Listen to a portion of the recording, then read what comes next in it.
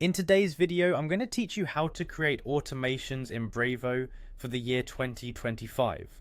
Whether you're new to Brevo or have been using it for some time, automations can significantly enhance your workflow efficiency. Let's dive right in and explore how to set these powerful tools up. First, you'll want to log into your Brevo account.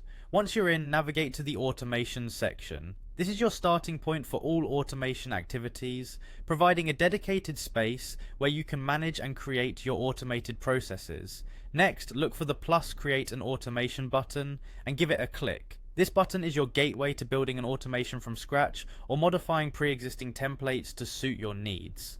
Upon clicking, you will be prompted to choose an automation type. Here you've got a few options that cater to different levels of complexity and customization. For those who want a tailor-made solution, you might want to try the custom automation route. By selecting Use the Classic Editor, you're choosing to build your workflow from scratch, providing you with full control over every detail. This classic editor is reliable and offers all the basics you need to create a customized automation process.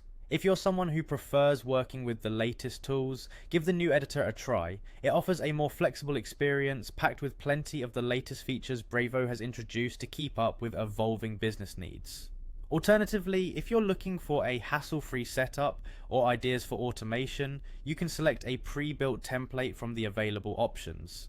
These templates are designed to address common use cases and can be a great time saver. For this tutorial, let's go with the classic editor. Once you've selected, go ahead and name your automation. Providing a clear description is helpful not only for your own organization but for anyone else on your team who might work with the automation in the future. Once satisfied, click on Create Automation to move forward. Now it's time to define the entry point or trigger that kicks off your workflow. This is an essential part of automation as it determines the start of your process. Examples include scenarios such as a contact being added to a list, changes in a deal stage, or a specific event happening on your website.